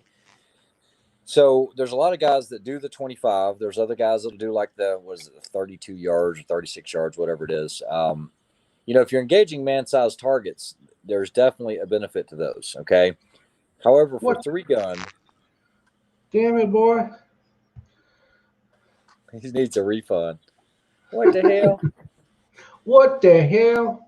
But for 3-gun, the reason that 50/200 is preferred by myself is because from 0 out to 200 yards, you will never rise above or fall below your line of sight by more than about 2.5 inches. Okay. At 100 yards, and like I said, 50/200 is a rough. You always want to get truly 200 yards. Get that dot dialed in to where it is dead on point of aim, point of impact at 200. Then you'll check it, and it'll be close to 50, plus or minus, but it doesn't matter up close like that usually. So if you're shooting the smaller targets, let's say you get a plate rack introduced to you at 100 yards. As long as you aim lower thirds, get a figure. If let's say it's a small 5-inch steel, even if you aim dead center, your bullet is going to impact no more than about 2.5 inches high. So you'll catch the top of the plate. But just to be safe and to give you more hitting area, you hold lower thirds or bottom of the plate, you're going to hit it all day long. So from 0 out to 200 yards, you don't have to worry about a thing. Just remember up close, if you're trying to do a precision shot, remember your sight of a bore, height of a bore. and just aim a little high. Aim for the hairline if you want to put one in the tee box. At 300 yards, if it's like an 8-inch steel, you just hold the top of the steel, you'll hit it. 400 yards, you're going to hold a little higher. But you got to remember, most of that's not going to come into play for most of your 3-gun matches. Most of your 3-gun matches are 400 and in. So that's why I prefer it. Whereas if you run the 25-yard zero or a 300-yard or something like that at 100, 120, it's going to sail it right over the top, even if you hold lower thirds. So that's the problem with the other ones. I should have went P while you talked. Damn it. All right. Give X-String another question. Dun, dun, dun. As you have to go PP? I got to go PP. I could use this, I guess. Let me show you something. Say you gotta piss after drinking 40 gallons of iced tea. And you're on a live chat. 10-inch barrel. Oh, he's got a 10-inch barrel. Damn. Let's see. I was looking at MOA with the P4 reticle. I do not know what that is. I did see your video come up, Ray, about MOA versus P4. What'd you say? What Ramsey Country's talking about is he was talking to +5 about the MOA with the P4 reticle. That's pretty popular with the Schmitz. The P4 fine reticle's another one.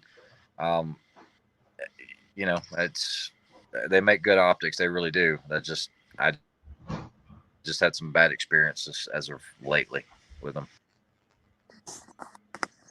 As of late.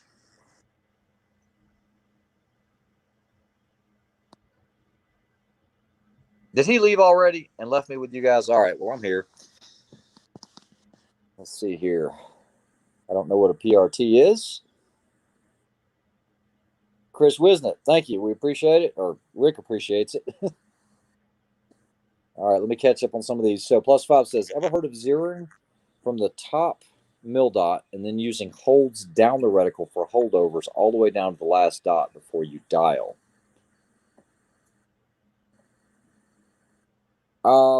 I have heard of that, and Zeiss actually did that where they put zeros above your horizontal line so that you could do, and I can't remember what the term was that they used. It was like a something hold. I don't remember. The problem that I see with that is sometimes in the heat, you're so used to growing up and holding center being center. Sometimes you forget that. That would be my only downside to that. Your center of the reticle is usually, and I think Ramsey Country will also agree with this, the center of the scope, center of the reticle is supposed to be your most precise shot, if you will. And the lower you go down on the range, the more you're getting out of the center of the scope. That's why I prefer dialing at longer distances. If they're smaller targets, I think it's going to be better than holdovers if it's really small. That's my thoughts on it. Here's the story of a lovely lady and his brother Andrew was here to stay. What's up, Andrew? How you doing, guys? What's going on? Life is doing awesome. Well, sir, and you? Yeah, this one. This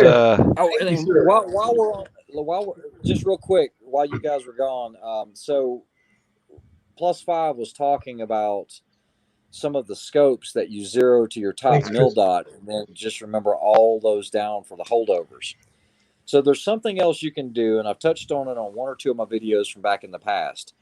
Let's say, and I covered this with John tonight, I told him not to try it tomorrow, but to be cognizant of it and think about it in the future. Let's say the center of your scope is 0, 0. That's your 100-yard zero. And they give you 3 targets. And let's just make it up. Let's say your first target is at 300 yards. Now, for most rifles, that's going to be about 1 mil or about 2 minutes of angle, somewhere in there, right? Or 200 yards. 300 yards, sorry. Or 5 minutes of angle. So rather than when the buzzer goes off and you engage that first target by holding down 1 mil, and let's say the second target was I don't know, 700 yards, and you're holding 5 mils, and then your last target's at 850. Okay, rather than be so low on the reticle and have to be zoomed out so that you can see all of your reticle, what you can do is go ahead and subtract your very first target out of the equation. So if your first engagement is at 300 yards, you'll go ahead and dial in your 1 mil. It'll say that's your call. So now you're holding dead center of your scope for your first target, and then you subtract 1 mil off of what your other holds are. So if your next one's supposed to be at 5 mils, you would then hold 4 because you're subtracting that one out. That way you have more reticle to work with. I know a lot of guys do that. I know that's a way to make you a little faster. You've already got it in there, and you're not working your way down the reticle. So I think anybody that does any long range competition, you've probably, even Ramsey Country was hitting back on what I said. The glass is a lot clearer in the center of the scope. That's what it's designed for. But this was just touching on that, and that's dialing that first holdover so you don't have to worry about it. I was actually watching some. Yeah, for sure. I was watching some competitions today where, their buzzer would go off and they'd lay down and then they dial in their scope. And I'm like, why would you do that? They already knew what the yardage was. I'm like, click that shit in before you get there. Yeah, and you're like, man, it only takes a half a second. Well, that's a half a second you didn't have to spend. That was free time you could have had. Well, and another thing too, I was thinking while I was driving the other day, I'm like, if you have some gnarly targets that are out quite a bit and you want to do holdovers, but say there's everything that you're basically ranging is like, if you have a reticle that only does half mils or whatever, MOA, whatever. I was thinking, you know what, if you got some that are showing like 2.7 and then set, like 4.7 and something else, I would just put 2/10 in or take 2/10 out, and then everything's 2.5 and like 4.5 or whatever. So it's right on the line instead of trying to, because if you have basically like 1.5, 2.5, mils, and you got all these weird like things because you already ranged them. I would dial in those 2/10, but still do holdovers so that you're running like 2.5, 3.5, or straight up, numbers, so you don't have to worry about it. I was thinking that'd be a lot faster. Yeah, you can do that. And see, Ramsey Country, I agree 100%. I told John he probably needed to dial the whole time tomorrow. He goes, but I want to do holdovers. It's just so much faster. I said, this is your first competition ever. Go ahead and take the time, dial it, because what's going to happen, really easy to get frustrated if you start missing those targets. Just get used to reaching up there and then start working in the holdover later. But yeah, great advice. Yeah, because Knox. If you guys are looking for a night force, there's one there on Arms List from Sammy Gill. Let's see. What have you been up to, Andrew? You were going to Quantico Saturday, Sunday, or something? Going on Sunday. Blast some shit up, or what? Yeah, Range 305 is open on Sunday. Oh, 305. Be fun. Oh yeah, be a good time. I haven't been down there yet this year. You need to get your tactical beard going. I was about to say he's got that. You got some tacticalness growing off the side. What the hell are you talking about? My tacticus? I can grow this. I can grow this overnight, man. Tacticus. I'm just jealous. Shit. Tactical cactus. Yeah, 3 weeks. No. Yeah.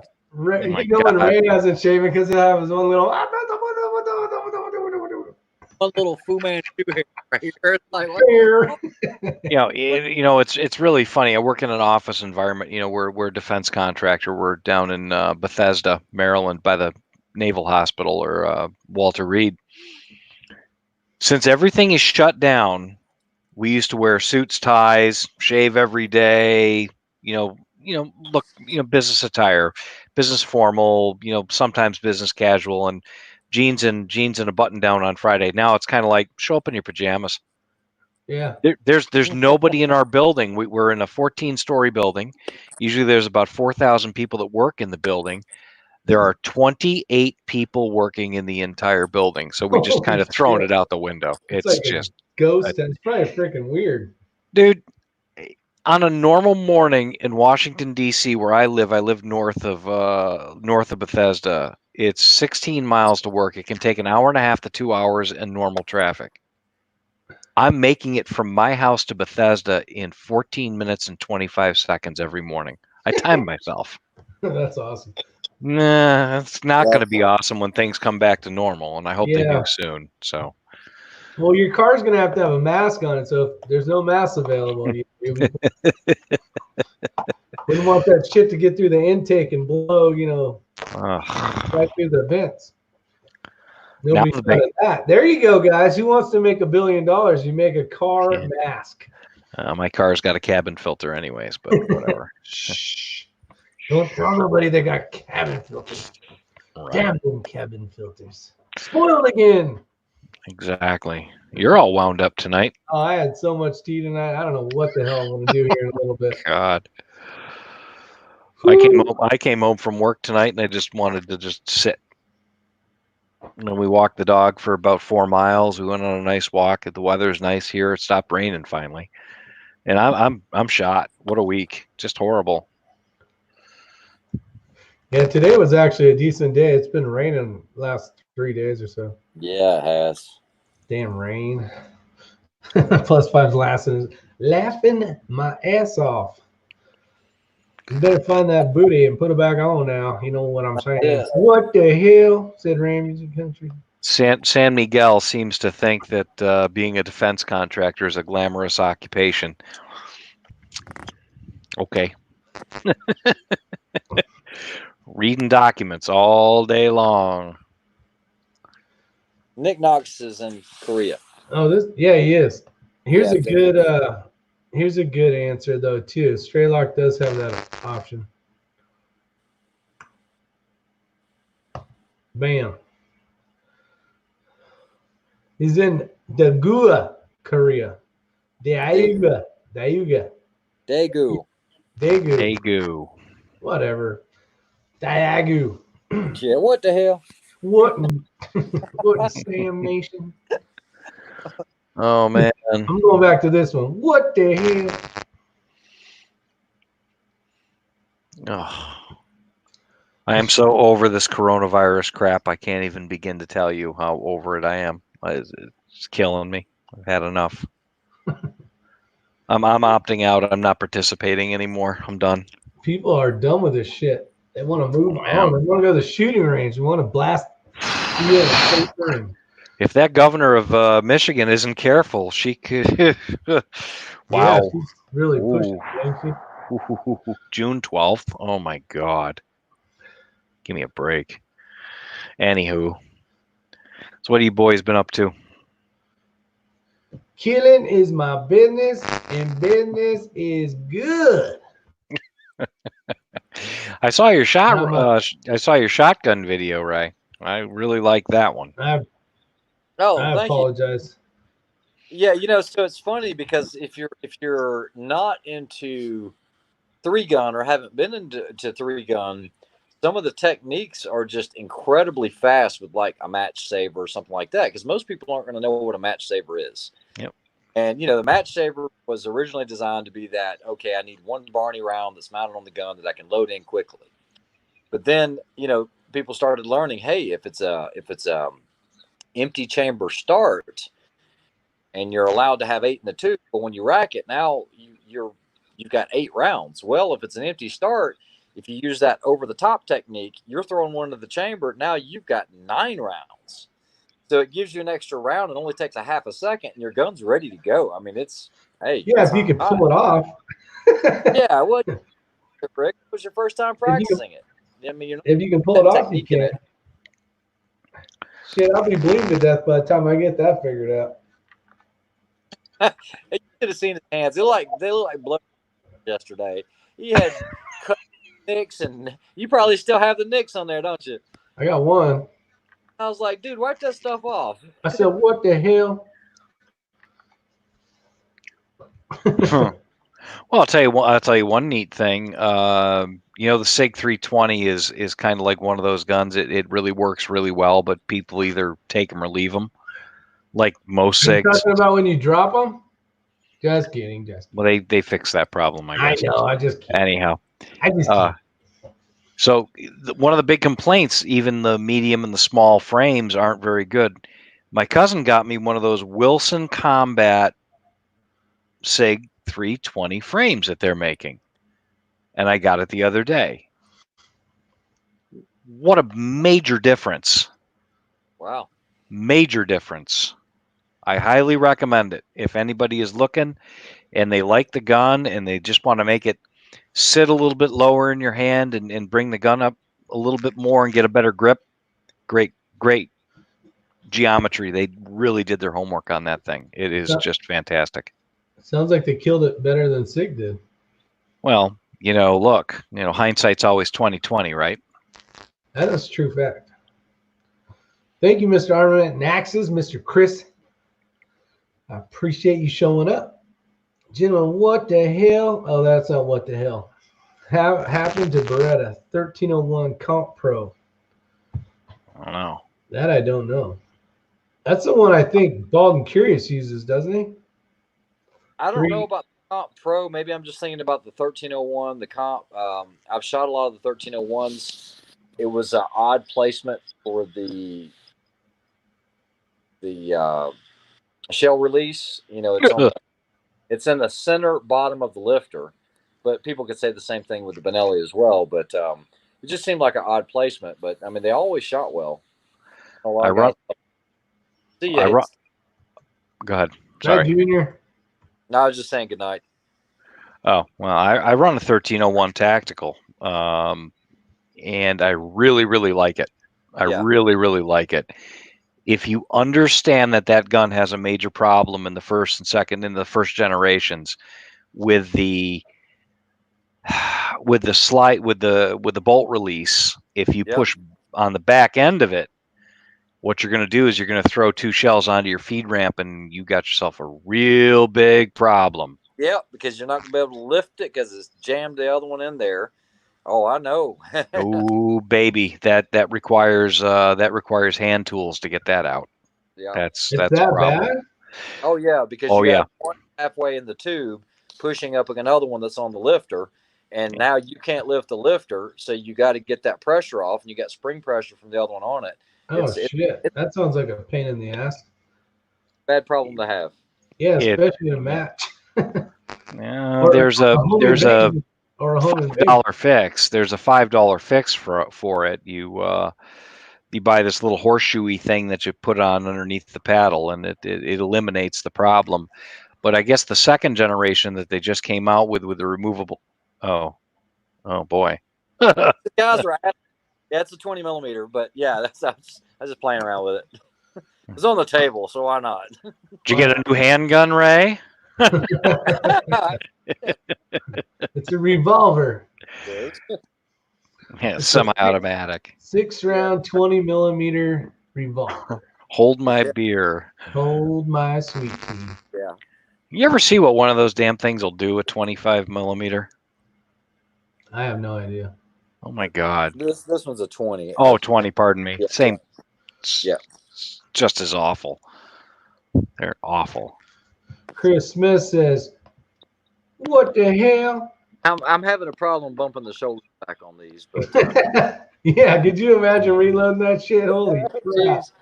Be like could you imagine the postal lady that shows up trying to deliver the brass if you were trying to reload shit like that? Oh, no doubt, no doubt. She just throw it at the edge of the driveway, just say, "Kiss my ass." Kick it out of the back of the truck. Yeah. Plus says he's seen what 20 millimeter can do. No doubt. Major pain. Oh, it's awful. He was right. Major pain. You got that right. The Scotsman's back in action. There he is. Dun, dun, dun. Rick, did you sell any shirts? I did. I sold a few to, let's go through the list here. He's quitting the fire game and he's getting into shirts. No, I ain't crazy like that, but Ramsey Country had bought a couple for himself and a couple for his wife. And then TB was the first one to buy one. There was a few others that I Can't remember who, but yeah. So it's pretty cool. Excited. So don't even get me started on that dumbass song. Let's see. Okay, night. I watched what? All right, you have a good night. Take care, my friend. See, gentlemen, you guys shooting 300 win man? No, 300. That's it. Waiting on X-Ring to get a hold of an A10 for review. Yeah. Yeah, that'd be nice, huh? Is it worth shooting those rounds? I wonder how accurate those are. How about this? That'd be like accurate enough. That's right. Oh, we have a buddy, Casey, if you ever see him on here, about the whole 50 BMG, how it basically passed by this deer and basically the whole pressure bullshit. And he just thought that was completely real. Oh, Ramsey bought 6 shirts. Sorry. Damn, Sam. And then X-Ring Red showed him a video of Demolition Ranch shooting a 50 through some like paper cups, around the hole of the paper cups, and didn't even do anything. So the velocity, it's not velocity though. What was the term he was using? Like pressure or some shit from the bullet just flying by so fast, which isn't even that Shockwave. Shockwave, that's the word. Yeah, killed the deer.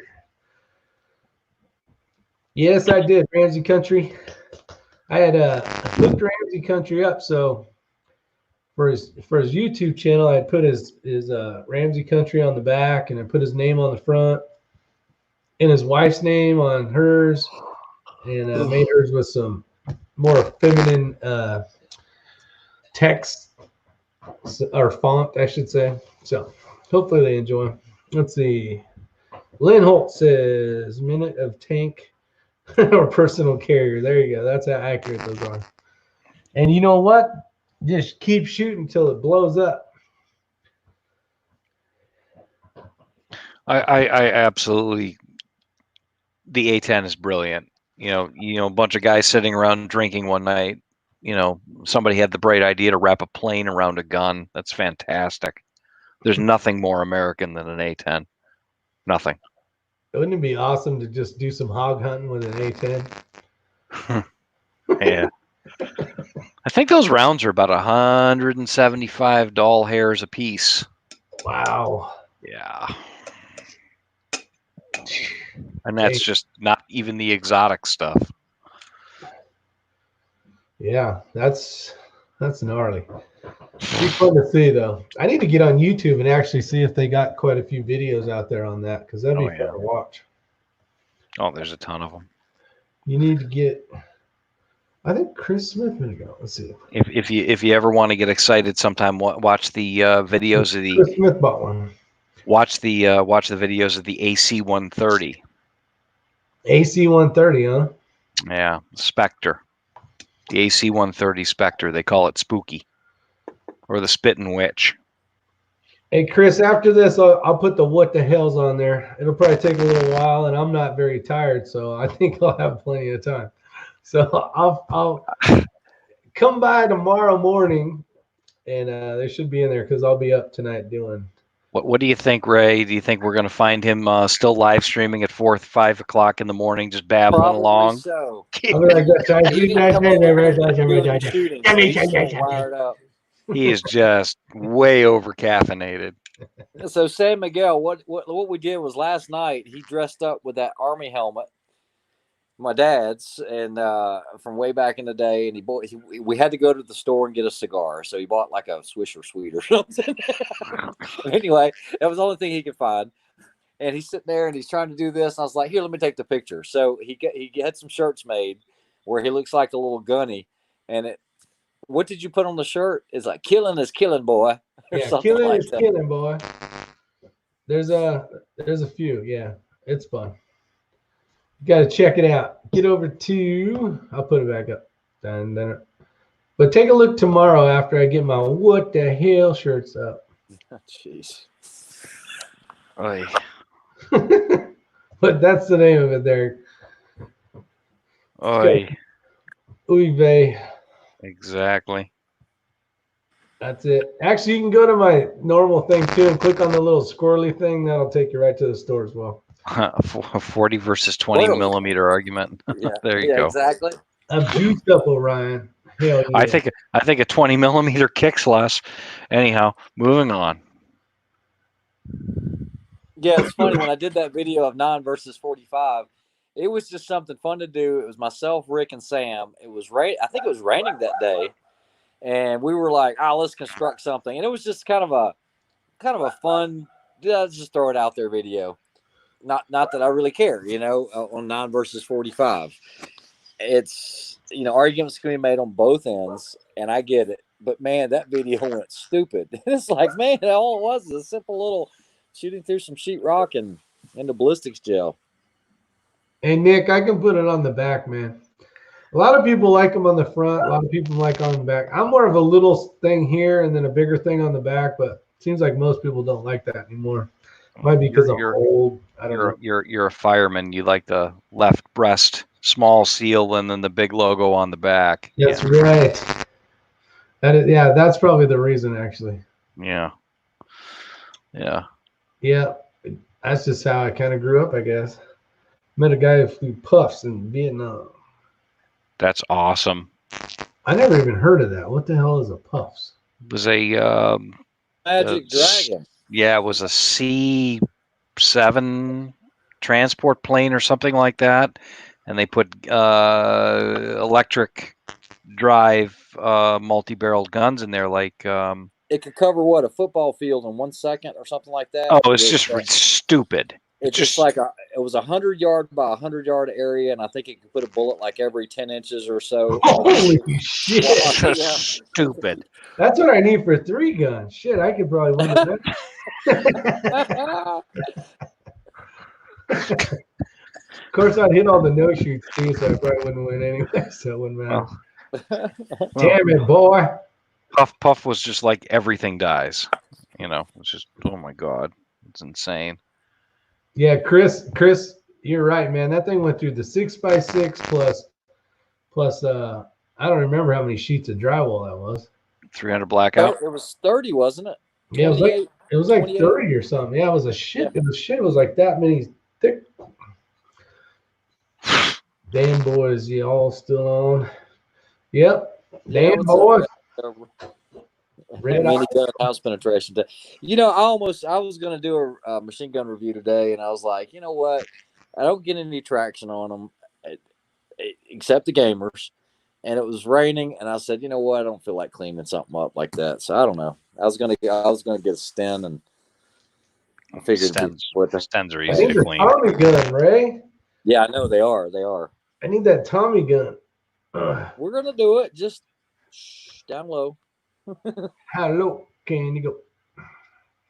We don't want to give it away. That'll be an R² video. Yeah, I'm sure you'll see Gunny again on that one. Those are fun. Well, no, and I still got to do the Bugsy. Yeah, see. Oh yeah, that's right. You do. Make sure to shoot it in a pinstripe suit. It's already planned. White shirt, white tie. Yeah, see, you're good, kid. Yep.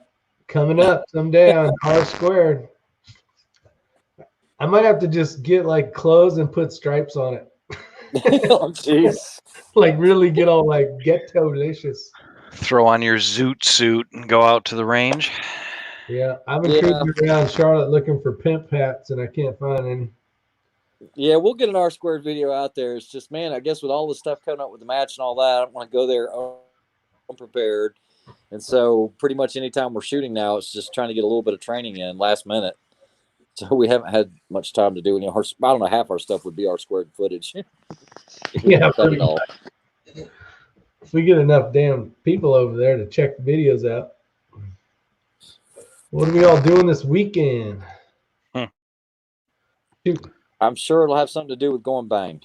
Someone will be making noise. Andy Griffith R² video. +5. Machine gun, San Miguel says. What? I think that's what I don't know, Ray. I know your gig there. And people get excited about machine guns. I just don't get the attraction anymore. I just No. I hate to say it, but you're absolutely right. I'm over it. Same here. it depends Same if here. you have to It's pay for fun being able to show ammo. them to people, but I don't know, man. You know, the channel's just really my channel's kind of led me in the direction of what my true passion was, and that was long range. Remember, You know, the 3-gun stuff is interesting, but you know, once Yeah. again, doesn't really get any traction. You know, As long as you're enjoying it and you're getting there you something go. out of it, You and hit it. you know You what, hit it. jackpot. Good answer. stay to your true self. Don't play for the audience, man. Just Yeah, do that's what true. you're But doing. Just be true to yourself. yeah, that's the whole thing with the long range. That was kind of always my passion, and I enjoy it. And you know, it's like when I've been on a couple chats with Rick, and I don't remember the other guy's name. He's like, "Oh, great, long range stuff again." It's what I like. Oh, Matt. Yeah. RTT Guns and Gear. Yeah, nothing against Matt, but it's just No. That's not his game. He likes close and personal stuff. Somebody wanted me to tell them why machine guns aren't that exciting. Nothing's exciting if you do it a bunch. It's expensive. It's loud. There's a lot of paperwork involved. Did I say it was expensive? Yeah. You can't hit shit. Well, you can, but you spend a lot of ammunition trying to hit one thing. It just they serve their purpose, but just a pain in the ass for machine guns. It's just not as much fun as they used to be. Yeah. It's like guys that want to go, oh, I can't wait for the next fire. I'm like, Huh, if we don't have another one, I could give a shit less. Like exactly. honestly, it's all it is paperwork. I got to worry about you guys dying and all that other crap. No thanks. yeah. And then for me, I mean, I'm not a gunsmith per se, but I wrench on a lot of machine guns. And Thanks, you know, Armament and Axes again. yeah, so when you're constantly around them, or if I'm using one, it's like I go through it with a fine tooth comb, because that's something that if you do take out on a demo shoot or something, you don't want it going south on you and somebody getting hurt or whatever, especially with the belt feds and whatnot. And so it's just maintaining them is the biggest thing. You know, just inspecting them, send them off, get them magnaflux, everything. It's a pain in the butt. Yeah. Then when you break something, Oh, when it's not cheap. Yeah, when you break something. it's not if you break something, it's when you break something. You're going to break the hardest part that you could possibly break in the hardest place to remove and replace it. And it's going to be one of those things where some idiot somewhere is going to have to custom make it for you because they don't make it anymore. Yeah. That's just how it works. Armament and Axes, Groundhog in the Eye, 250. Remember, I'm going to try to shoot one at 251 in the eye. We got a friendly competition going. Someday when I figure out where to shoot, I know where to shoot a groundhog, but when I get to shoot a groundhog, we got a contest going. Yeah, my cousin nailed one yesterday morning with a 45 on our property in New York. What's a single shot handy rifle, guys? An NEF. NEF. Yeah, New England Firearms. Yeah, I'm looking for the question. Where did you see that, Rick? It's right here. It's a green one. On single shot handy rifles, I own two, and they were crazy accurate ground on the eye. Yeah, the NEF handy rifles are a decent gun. There's nothing wrong with them. Yeah, San Miguel says, get the 6.5, baby. Yeah. I love that bullet. That is the sexiest looking damn bullet, in my opinion. Actually, Ramsey Country is right. Harrison and Richardson also made a handy rifle, HANDI. That's correct. Yeah, I know that for a fact because I just worked on one the other day. NEF and H and R, I think they branded for each other. They're probably made by the same guys. I'm pretty sure of it. whatever, handy rifle, single shot, break barrel. It was like the old H&R Topper shotgun. Do you remember that thing, Ray? Single barrel. No, but I do have an old H&R break top revolver. It shoots 32. And one of these days, I threatened with Rick to go take it out and shoot it because it'd still be fun. 32 H&R long. I've had that thing for 40 something years now. Yeah. Still shoot. Yes, it does. That's what it's about. All right, we got 6 minutes, guys. This is 2 hours of pure madness. And then I got to figure out what I'm going to do with myself for the next 6 hours. After chat. After chat. You can sit there. He's just so caffeinated, he'll chat with himself. Oh, God, no. That's true, too. I can talk to myself, I guess. There's something about losing an argument to yourself that just really ruins your night, though. You know what? Yeah. Let's see. World War II pistols. You would like to review? I did an M14, which would not really be World War II. I did a Garand, I did an 03. Believe it or not, I had a pretty nice Luger collection and sold all of those. I don't know why. I have no idea. I mean, these things. Yeah, it was stupid. It was just a moment of weakness or something, and I sold them to a collector. And I wish I had those because those are just good reviews. Lynn Holt. There are so many variants of those. It gets fascinating. Yep. Yeah. When you get into what do they call them? The tanker models with longer barrels. I had some really nice ones. And yeah, they kind of fell in my lap and I got rid of them. 338 Norma. But they were a pain in the butt to take apart. If you take apart like a true Luger, not like a P38, but like a P08 or something like that, that's like a Swiss watch. You better have all your punches and tools with you. And your patience on a magnetic tray. Yeah, it was just amazing, and they moved away from that pistol because it was so involved on building them. Just some. And you better have an old 105-year-old German gunsmith sitting in the corner chained to a stool to replace the parts that you lose. Oh my God. Oh, they're terrible. Yeah, they're a beautiful gun. They probably suck. They're a beautiful gun. All guns are beautiful. That's totally not true. Totally not true. Even a high point is a beautiful gun when all you have is nothing. Oh my God. What'd you put in your tea? The problem is I'm out of tea. And all I got is like one swig of water left. And that's good because we are at 3 minutes left in 15 seconds. Ramsey Country says the H&R Topper 12-gauge turkey gun was a kicking MFer. Oh, yeah. Yeah. Yep. They made a slug gun years and years and years ago where they took a 10-gauge barrel blank and they bored it out for 12-gauge and they rifled it. And it worked out to be about a 24-inch gun, but it carried in the length of about a 20-inch gun. And with the right slugs, you could hit a deer at 200 yards with the thing. They were deadly accurate. Nice. Yeah. And don't knock them. That's all. Exactly. If you're going out deer hunting, that's really all you need. That's it.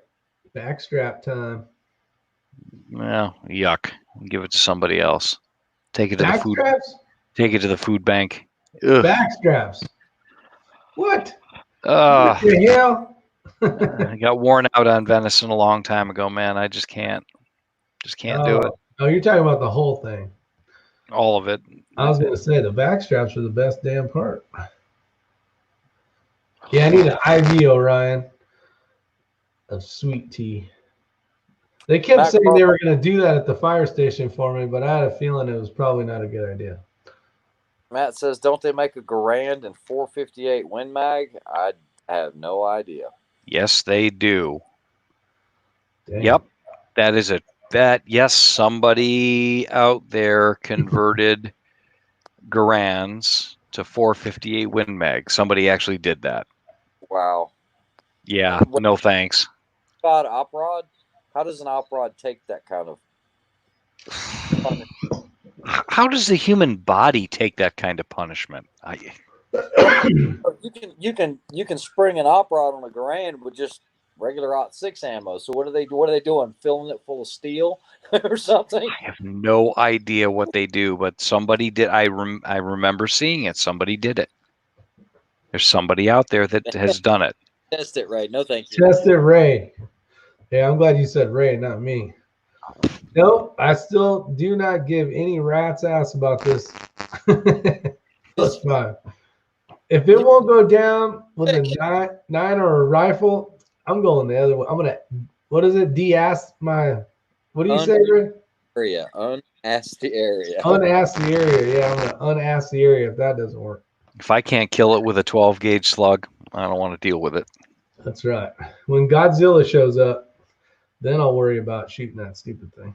Yeah. Actually, it's gone anyways. We can't shoot it. So plenty of 38 Swedish Mausers. I've had a chance to shoot some Mausers. Nice rifles, but I don't own any. I'll tell you that right off the bat. Rick, you don't own any Mausers, do you? No. Model 38. I'm not familiar with the Model 38. Yeah, so Tim Davis, he's seen a Garand in 308 that's actually very common. Yeah. More so than you realize. I know a lot of high-power rifle guys would have them rebarreled in 308, so they weren't having to deal with 30-06. But, the Garand in .6 is a very soft shooting platform. It really is. Or as everyone says, it's more of a push. It's a push. Was the greatest implement of war ever developed. Yeah. Armament axis. All right, ladies and gentlemen, boys and girls of all ages, we are at the 2-hour mark. So you guys are awesome. Thanks for showing up. Appreciate it. Everybody on the panel, tell us something magical before we leave, and then I will say goodbye to everybody. Andrew, tell us something magical, my friend. Have fun shooting at Quantico on Sunday, I think you said. That's right. I'm going down Sunday morning. I'll be on range 305 for probably about 3 or 4 hours. I'll be hanging out down there at Quantico. Awesome. Stay safe and blow some shit up. X-Ring, got anything you want to tell all these great people out here? Every day a great one. And I guess we will try to do some shooting tomorrow and maybe get some video of it. Who knows? There you go. Let's get some video. Hopefully it ain't raining tomorrow. All right. With that said, Night Red October, Nick Knox, San Miguel, Chris Smith, William Nah, Ramsey Country, Conservative Sniper Hunter, Matt Cross, +5. The other Tim. Hey, Tim, tell the other Tim I said hi as well. Armament and Axes, Jerry Parker. Who else has been out there? Orion Fixer, San Miguel, Chris Smith, Lynn Holt, Nick Knox, San Miguel again. Dun, dun, dun, dun, dun, dun, dun, dun, dun, dun. Armament and Axes. That's as far as I'm going to go up to. And if there's anybody else that showed up, Chris Winsett and Scott Hoffman and Alaska One. Andy's out there. I didn't even see you out there, buddy. You were trolling the neighborhood. Muscat Merv. Hopefully I got everybody. We are out of here, ladies and gentlemen, boys and girls. See you on the next one. Have a good one. Yep.